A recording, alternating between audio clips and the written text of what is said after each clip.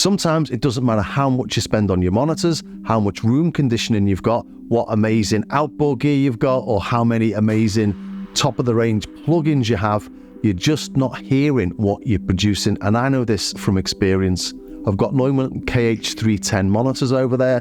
I've got some nice outboard gear. I've got God knows how many sort of top-of-the-range plugins, but my room was causing me problems. And that's down to the dimensions of the room and where you place your speakers in the room. I'm not talking about reverb and diffusion and stuff like that here. I'm talking about the room itself, the physical presence of the room, not allowing you to hear what you think you're hearing. For example, monitor manufacturers will have recommended minimum distances from your walls where you should locate your monitors, which you just can't accommodate. Your room might just not be big enough to have that gap between the back of the speaker and your back wall. I know mine aren't, mine are far too close. Also, you might have parallel walls. I've got 2 parallel walls here. You might have a parallel ceiling to the floor. I'm sure pretty much everybody does have. And these all create standing waves, which can dramatically affect the tonal balance of your space. All things we don't have control of. We can put diffusers up and absorption panels, but they don't change the physical dimensions of the room.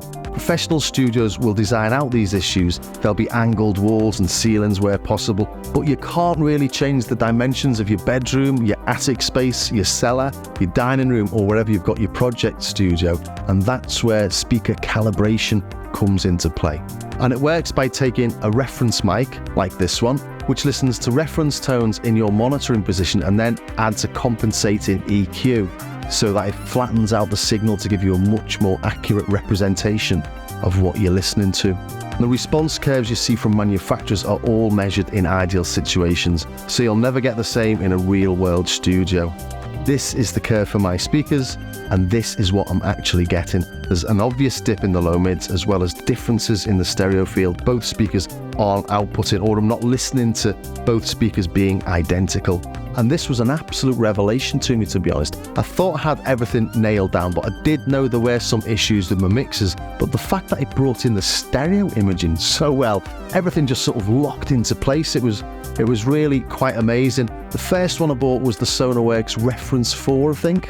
Well, it was whatever this one is anyway, and it came with this reference mic as well. And as I say, you walk around your monitoring area, it does like an echolocation thing. It clicks from speaker to speaker, realizes where you are, and once you're in the right location, it plays some reference frequencies, and then you move on to the next location. And then it applied an EQ, like the opposite EQ. If yours was low, it would apply a higher EQ to try and level things out. And as I say, it just, wow, it was like night and day. I thought things were going to be subtle, but actually I was quite staggered with the difference it made. And this one's all software based. You can have it over the whole of your system, or you can just use it as a VST. If you're using it as a VST, obviously you have to take it off your final mix when you bounce down. Otherwise, everybody's going to be listening to your mix through this in your room. And IK Multimedia have just released this. It's the ARC Studio, and this one comes with a little breakout box which sits between your interface and your speakers, or your mixer and your speakers, as well again as a little reference mic. And the reason this caught my eye was because even though the Sonarworks is so good, I can have little issues with it, just little niggles here and there. And I think that's because it's software based, and you might have it in Logic, and then Logic's playing through it, but your main system isn't. And sometimes I could hear Spotify, but not Logic, or the other way around, and I'd go in and find out it being muted for some reason, somehow in the system. And even today when I was trying to use it, I put it on the final mix of a little track to demo one versus the other, and I couldn't get a sound out of it until I created a new profile on the VST itself. So although it was really good, it was really frustrating at times. So I thought, a hardware version, fantastic, let's give it a go. The first thing you need to do is install the apps. There's one called ARC4 Analysis and one called ARC4. Plug the system in via USB and then select the mic you're using. So I'm using the mic that it came with. Here's my audio setup. And then we can select the room configuration that is best for you. And with this we can do a single layer mode or a 3-layer mode, so at 3 different heights, so 7 points at 3 different heights. Gives you some instructions there. Okay, make sure it's off. And then we measure the frequency responses around these 7 different points on 3 different layers. We then open the ARC4 software itself. We'll pick the measurement we used. So let's pick the 21 point project. Let's have a look at the before. And here's the huge drop we get in my low mids and the huge increase in the sort of higher mids. And then a bump where I've obviously got a stand-in wave or a bit of resonance going on in the room at around 40 hertz. So the after, and this is what it's aiming for, is this. So it thinks it can give me this. So I double checked that and I had a look at what it corrected it as. And if I just look at the before, so I've retested it with the calibration on and it gives me that, which I think is pretty staggeringly close to what it was aiming for. If I come back to this, look at the after. But you can't get those two on the same graph, the two different recordings. We've also got different targets here. So I've got it flat or default at the minute, and we can aim for various other targets. But if we put it on flat or default, let's put it on default. Different monitoring systems here. We've got hi-fi monitors, different studio monitors, a portable speaker, a TV, and a smartphone. So covering all the bases, really. Okay, then this is it without the correction. Let's put the correction on. Straight away you can hear that these low mids have been increased, can't you? Virtual monitoring, let's put it on a smartphone. TV. Sounds alright in all of these, doesn't it? Portable speaker. Nice stereo. Big floor standing one. And then some of the monitors.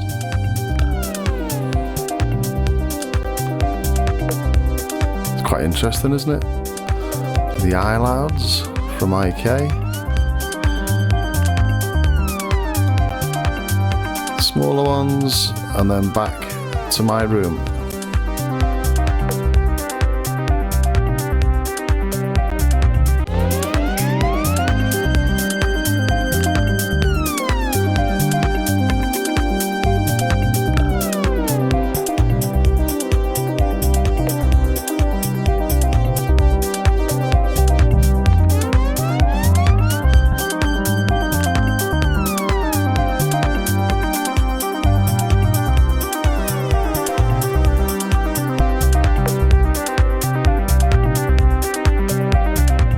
Looking at the two systems together, the big difference between them isn't the sound quality. I think they both do a really good job. It's the complexity of the system. If you've got a few monitors, then you might want to pick up the Sonarworks, and that's because you've just got to do different profiles for each of the speakers and then just select which profile you use it when you're doing your mix. You can flick from speaker to speaker with your mixer and then just change it in software. Whereas with this, you've only got the one box. So if you've got multiple monitors, you'd either need multiple boxes or you'd need to patch this in. You'd have to come from your interface into a patch bay into this, and then you could patch whichever signal you needed to into this, or some way around like that. But if you've only got one set of monitors like I've got, this works absolutely flawlessly. You don't have to worry about anything. You don't have to worry about taking it off your mix, for example. It only sits in your room before your speakers. So this is the one I will be using from now on, unless I buy another couple of sets of monitors. But I have been through that whole thing of having lots of monitors in my room, and I've settled on the KH310s because they're absolutely fabulous. So yeah, this is the one I'm going to be using from now on. So I hope you found that useful. I thought it was really useful, actually, just sitting together with the two of them and having a little play. And if you did find it useful, do think about subscribing, ring the bell, join me over on Patreon. You'll know that this channel is supported by my affiliate links, YouTube ads, and my wonderful patrons who, for the price of a lukewarm, frothy coffee a month, get access to patches and samples and other bits and bobs.